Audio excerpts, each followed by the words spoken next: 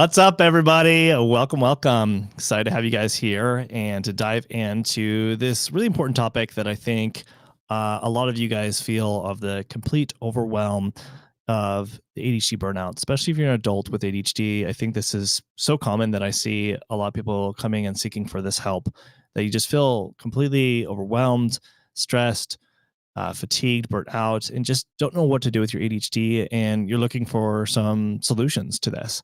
So I'm really excited about getting into here. Go ahead and let me know if you can hear me and see me fine. I always like kind of do a tech check.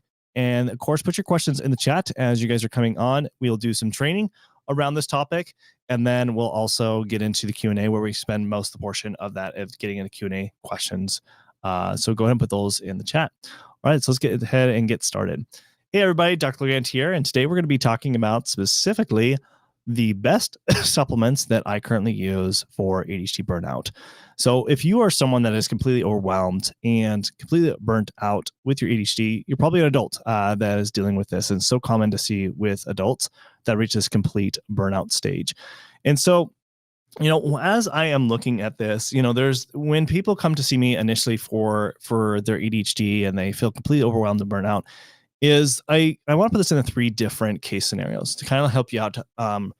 Use the common case scenarios that I see over and over again, and what supplements are going to usually help with these different case scenarios. So the very first one is if you are someone, and you can let me know in the chat, unless you don't want to reveal this, but like if you are someone that has complete ADHD burnout and you are taking medications that actually are working for you, but you still feel stressed, overwhelmed, and feel something that still is lacking.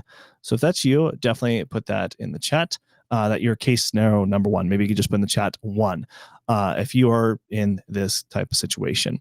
So when I see this, they're especially just kind of looking at patients that I commonly will see. So for an example, a case study here, patient came in, felt just like this. The medications were working, but they still felt stressed and overwhelmed. Like it kind of helped with their focus, but they just felt like something was really lacking here. And when one of the big things I usually like to look at, especially if it isn't the medication isn't quite doing what it necessarily needs to be doing, is definitely to looking at different neurotransmitters that could be out of balance. And some of the biggest ones that I do see as a common problem is when we see phenylethylamine levels being low, just like this patient was. Why that's so important is because at the very beginning, this is the very beginning of the dopamine pathway. And you want to always make sure that you're not just dressing a dopamine situation, but actually what is at the very beginning of this pathway. And this is so common to see this happen time and time again when I do run these tests with a lot of different people with ADHD when they're feeling this situation. And on top of that, usually you will see other issues where, yes, their dopamine levels are low. And because the medication is working, because that's what the ADHD medication is supposed to be doing, is helping with the dopamine decrease. But on top of that, norepinephrine levels are going to be low, and also epinephrine. And it's very difficult to manage stress if these levels are low. On top of that, glutamate levels were low, GABA levels are low, which help a lot with mood. Glutamate is an important amino acid that helps with a lot of these different neurotransmitters. And then histamine levels and taurine levels are low. So what do we do with this situation? Well, there's several things that we have to be addressing. One is, of course, addressing tyrosine along with the L-phenylalanine to helping with the dopamine pathway. On top of that, adding something like Dopa Boost, which is going to specifically address L-Dopa and help building L-Dopa levels to help improve dopamine levels. But another thing that's kind of overlooked and forgotten is there's other important steps to helping improving also dopamine. And that has to do with, for example, B vitamins. So you can see here, it's always different cofactors, especially vitamin B6, that help each one of these steps. And so if you are deficient in particular B vitamins, it's going to be very difficult to have any of these supplements be effective. So it's always important to address everything. But on top of that, L-theanine is another one that really does help a lot with dopamine levels norepinephrine as well as epinephrine, just like how this patient was. So once we addressed this and specifically targeted what was truly the root cause, he did not feel overwhelmed anymore. He felt complete at peace, had that peace of mind that he was able to not only not have that overwhelming feeling and high stress, but also to be able to have the energy and mood and motivation to do what he needed to do on a day-to-day basis at work and also at home. So that's case scenario number one. Now, what if this is scenario number two, that the medications have not worked at all for you and you feel even more stressed and even more tired? Okay. Let me know in the chat if you are number two in this situation. You can put two in the chat if you feel more in this situation. And what's going on here, what I see this time and time again, it's going back to looking at the different neurotransmitters that could be giving us shedding more light on this. And it's kind of the opposite from case scenario one, a little bit. Still, usually I will see PA levels tend to be low, just like how this patient was. But what changes here is typically your dopamine, tyramine, sometimes can be a little bit more elevated or just plenty enough where if you add the medication, just like this patient was, it can make it go a little too high. And when dopamine levels are too high, you're going to feel more stressed and agitated. So this is why, and his norepinephrine levels were way too high, which also ADHD medications are going to make those things even worse. Okay. The other thing also to point out here is on top of that is looking at glycine, which glycine levels were low here, as well as his histamine levels. Glycine is also another important amino acid that helps with build and modulate a lot of different neurotransmitters. So what do we do in this situation? What supplements are going to be the best ones for overwhelm? So a few things. And then there's one other thing that I usually like to address the tired situation. And this is going to be usually looking at hormones as well. So with this, what we have to look at is one, when there's elevation of like norepinephrine, especially, and dopamine kind of teetering to a little bit too high, is adding something like rhodiola. Rhodiola is really great for lowering these levels down, or at least keeping it nice, equally balanced.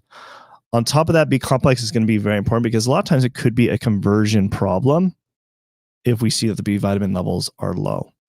So if that's the case, it could be just that, is that we just need help with the cofactor conversion. And it's just not breaking down the dopamine quickly enough or the norepinephrine quickly enough. And that's why those levels are too high.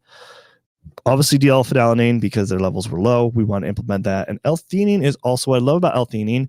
Anytime that your levels are too high or too low, L-theanine is great to use for both reasons because it helps kind of equalize and balance your dopamine, norepinephrine, and even also serotonin levels. So that's why I love L-theanine so much. It's really effective for most people. Some people get side effects from it, of course. And so we have to be careful about that. Now, on top of that, addressing the tired situation, usually it requires more for the investigative work than just looking at different neurotransmitters. It could be allergy related. It could be a toxicity relation issue, or it could also be hormones. So in this case, looking at different hormones, cortisol is a really good first sign indication to understand where the fatigue situation is going on, of why this person is reaching complete ADHD burnout. And with this, you could see that their cortisol levels were completely low. Cortisol has everything to do with energy. It's what gets us up in the morning. It helps manage our stress. So if it's low like this, you're going to feel completely burnt out and overwhelmed throughout the entire day.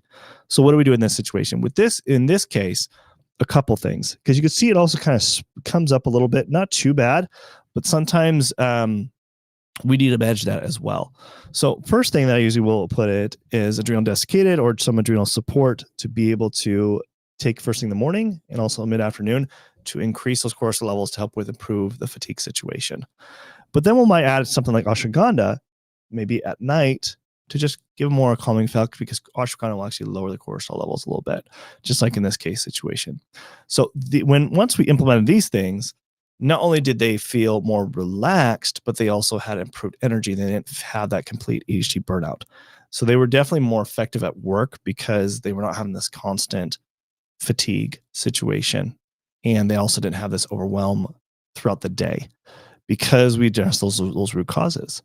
Now, case scenario number three. So let me know if you're a number three. So usually number three is another common one that I do see is that you have complete ADHD burnout and medications also haven't been working, but you feel more, not only more stressed, but also more depressed. So you're more in this depressed state along with feeling also chronic fatigue and tired. So in this case, usually we want to kind of look more closely at the possibility of a serotonin situation going on here when you're feeling a lot more depressed. Um, and so with this patient, when we ran this, they had all these different symptoms. And what came back was fascinating because not only was their dopamine levels high, but their serotonin levels were low. So kind of like the opposite. And the dopamine being so elevated was making them feel very stressed and agitated because that's what those are the symptoms when you have too high of dopamine. But serotonin being low, you're going to feel more depressed. So they were having the highs of stress, and then the lows and lows of feeling depressed. And then, of course, other things here, histamine will add like L-histamine to something like that. And then if their taurine levels are low, just like this person was, we'll add like something like taurine. But also on top of that, their epinephrine levels were low. So that also makes it very difficult for managing stress as well. So the supplements that are really good for in this case scenario is we want to be addressing the serotonin pathway. So when we're addressing the serotonin pathway directly, we want to make sure that we're looking upstream as far as the different things that can help build serotonin. So some of the big ones are going to be 5-HTP and L-tryptophan. You can see it right here. 5-HTP directly helps improve serotonin, and then tryptophan helps build 5-HTP and then to serotonin. Okay, so that's going to help improve the serotonin levels. And then L-theanine is another great one that also can help with that. And then, of course, B vitamins are also very vital for the serotonin pathway. And then we also want to make sure that we're looking at other possibilities. In this case, this person, when we looked at some of their micronutrients, that actually their vitamin D levels were low, and that can contribute to depression, especially seasonal depression. And they had low vitamin D levels, but also looking at their hormones as well. And you can see here, yes, they dipped first thing in the morning, and even early evening, their cortisol levels were too low. So we add the adrenal desiccated just in the afternoon, and then the ashwagandha at night because it was kind of going up a little too high. So those are the things that are really important. So once we implement these, not only did she feel more happy and more motivated and her depressive symptoms were starting to dissipate, she also did not have that overwhelm and then also that constant fatigue. But one other thing that is important to address is some additional hormones, especially for women, that we want to make sure that there isn't other hormone imbalances that are contributing to the mood changes, the depression, and even the fatigue situation. So in her case, her DHEA levels were low as well as her progesterone. So I added additionally some natural progesterone cream and also DHEA to help balance those out. And those are very critical. So once we did that, again, she felt like she had her life back. She didn't have this complete burnout and overwhelm because we addressed the root causes and identified what is going to be the best supplements for her specifically. Now, supplements are a great stepping stone. I'll tell you, they're great, especially if you are using investigative work, using lab work to identify what are the imbalances going on there. Then you'll find that supplementation, natural means will actually work more effectively. But that is just the first step. To me, we want to use food and lifestyle as more of a change. Those are going to be more the long-term sustainable solutions that are going to give you the long-term sustainable results, especially when we can identify it from labs to know what nutrients that we need to focus on and what lifestyle changes that we need to implement. So with all three different case scenarios, like some of the biggest things that every single one of them was dealing with high stress. So I spent a lot of time with my patients to identify what are the internal and external stressors that we need to identify to start removing. And, with a lot of these different people, it was a lot of times work and also relationship stress. And we had to work on different strategies around that to simplify their life more, but also a lot of times it's usually just communication with their significant other and trying to resolve the stress around what's contributing to making things even worse. So when we eliminate that, then it allows the body to heal. And a lot of times people could be implementing all the great stuff, and if they don't eliminate the stressors, it's going to block from you allowing your body to heal. And that's where a lot of people struggle. Exercise is always going to be a very key thing to be implementing on a regular basis. It's a very key element that I think is very important to people's ADHD, especially when it comes to ADHD burnout.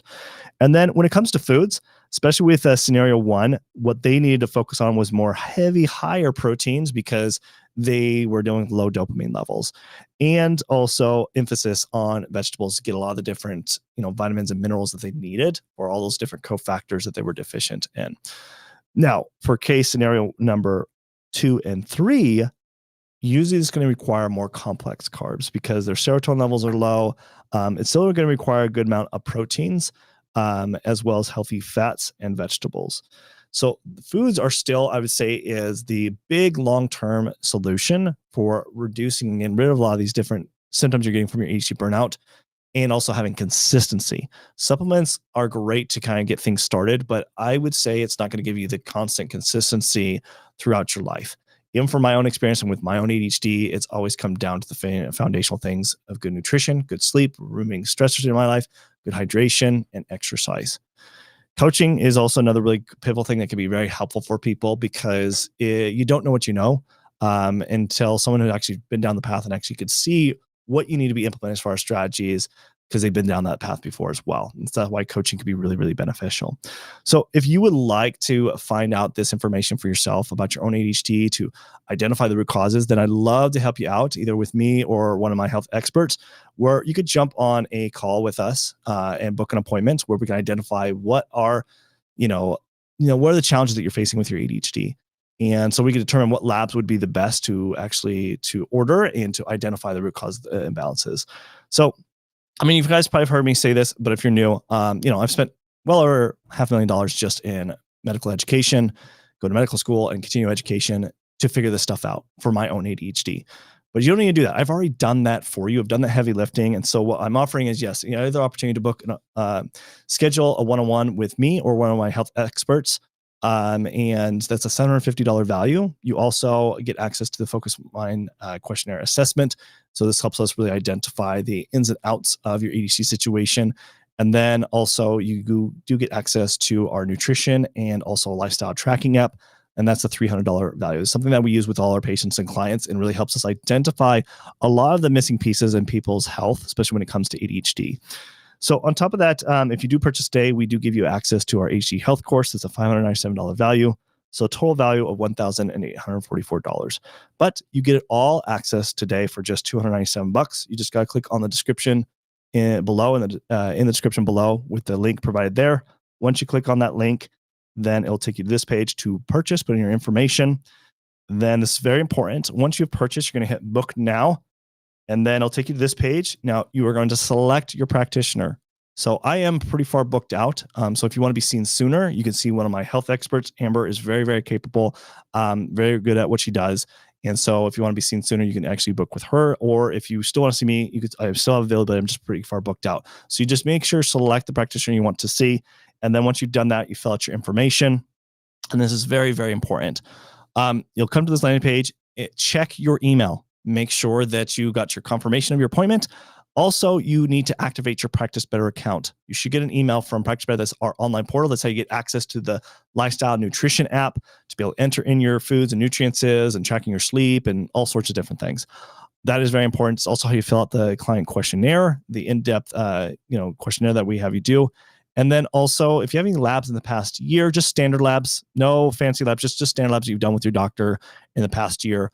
It's not a requirement. We do not require people to do labs. In fact, we say not to do any labs because we need to meet with you first to determine what labs and high functional lab testing we need to do. Once we've gone over your medical history, met with you first. And then make sure to block out 45 minutes to an hour. Sometimes we go the full hour if we need to. If you have additional questions, show up early. We give usually a 10-minute grace period. If you don't show up, we usually always give you lots of reminders. We text you, we call you. And if you don't show up, we give a 10-minute grace period. Otherwise, we have to mark as a no-show. So on top of that, also, please, if you have a significant other or someone that's, can understand more your situation with your ADHD, please have them present. So when you're booking this appointment, make sure you have that in mind and scheduling with them so that they can be present, because it helps us really determine more of an outside perspective of your ADHD situation and your challenge. So please have them present if you have a significant other or spouse or something like that. Okay. So thank you guys so much for attending. If you really are trying to finally tackle your ADHD burnout situation, then this is the best thing to do, is booking that consultation with me or one of my health experts. You could, again, click on the description below to be able to do so. And I'll see you guys all on the next live stream. Thanks. Bye.